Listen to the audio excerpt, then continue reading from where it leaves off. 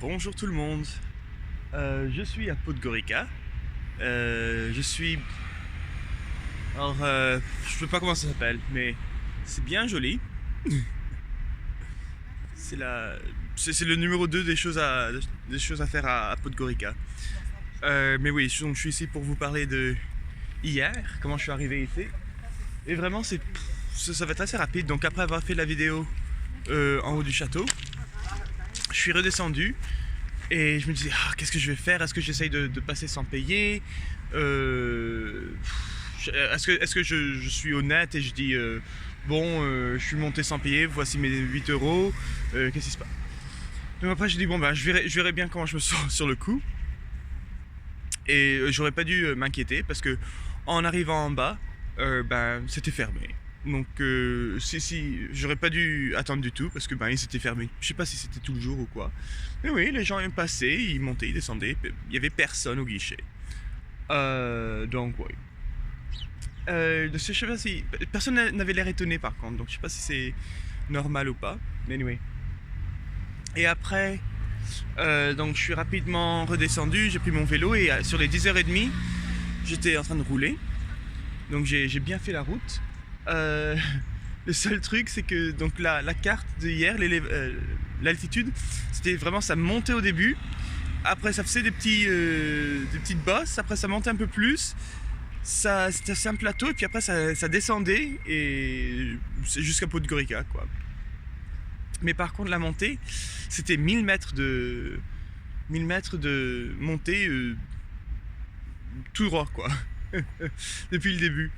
Et donc j'ai pas vraiment le choix, quoi. Donc je monte et ça fait des épingles, quoi. Ça.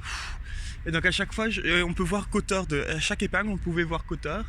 Donc c'était un peu pas lassant, mais c'était un peu exaspérant de savoir que j'ai commencé de là, je peux toujours voir d'où je viens. Mais bon, c'était beau.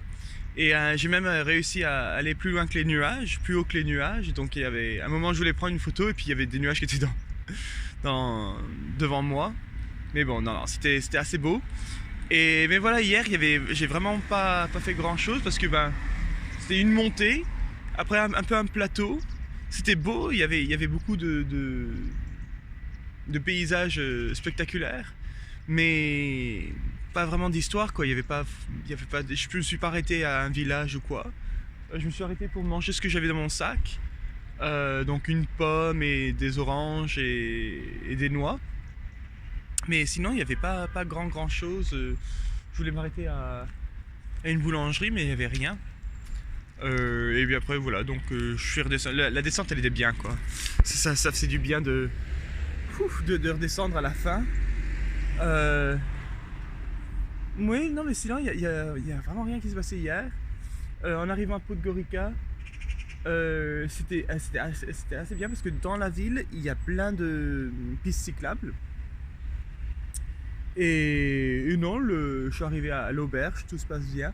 Et ce qui est un peu marrant, c'est que en arrivant là-bas, j'entends une fille qui parle français, donc je dis, tiens, une française.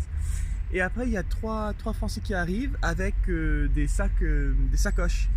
Et donc je dis, vous venez d'où? Et eux, ils viennent de Bouga, quelque chose comme ça. C'est dans le Monténégro, sur la côte. Et donc on parle un peu. Et eux, ils font Clermont-Ferrand et ils veulent aller jusqu'en Inde en vélo. Et donc, ouais, on a un peu parlé. Et eux, ils sont 3 et ils vont un peu plus vite que moi quand même. Ils disent que des fois, ils font 140 km dans un jour.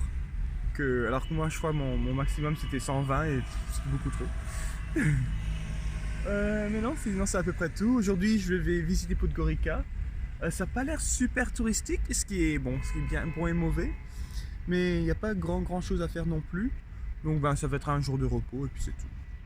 Allez, au revoir.